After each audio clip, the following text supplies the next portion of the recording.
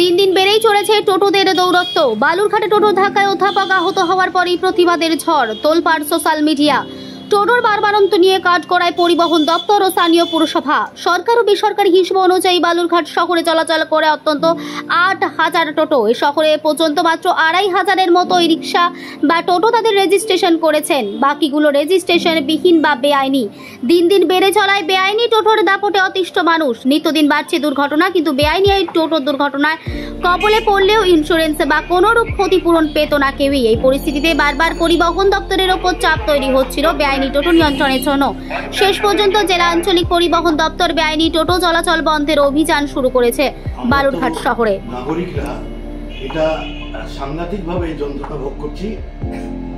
অদ্ভুতভাবে প্রশাসনের কোনো হেলদোল নাই। একটা রাস্তার মধ্যে 3টে লাইন করে দিচ্ছে টোটো। কোনো কারণে যদি তাদেরকে বলা হয় 2 লাইন করো বা 1 লাইন করে যাও, পাশ দিয়ে অন্য লোককে যাওয়ার সুযোগ করে দাও, তারা তো উল্টো গালাগাল দিচ্ছে। আর এই পরিমাণ টোটো এবং সব টোটো সব জায়গায় যায়।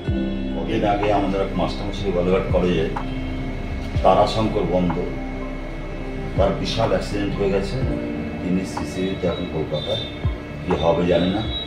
অনেকটাই ড্যামেজ হয়ে গেছে, স্কাল পেছনে উঠে গেছে, এখন পেটে রাখা আছে। ওনার শেষ পরিণতি কি আমরা জানি। এর আগে একজন টিচার মারা গেল। আজকে আমি সকালবেলা আসছিলাম, আমাদের 7 থেকে নিয়ে তারা বাবা আসছিল, পায়ের মধ্যে মেরে দিল। আমি টোটোওয়ালাদের বলছি, আমার কথাই হচ্ছে প্রথম অ্যাডমিনিস্ট্রেশন। এখানে বালুরঘাটে 15,000 টোটো চলে। আপনাদের কাছে কি আছে নিউজ চ্যানেল? 15,000 টোটো চলে এবং গ্রাম থেকে আসে, শহরের টোটো চলে। তাহলে এইভাবে যদি ন্যারো রাস্তা আমাদের সবকে, আমার ওনার হয়েছে, মাস্টারমশাই হয়েছে, তাহলে আমার হতে পারে, পরশু আপনার হতে পারে।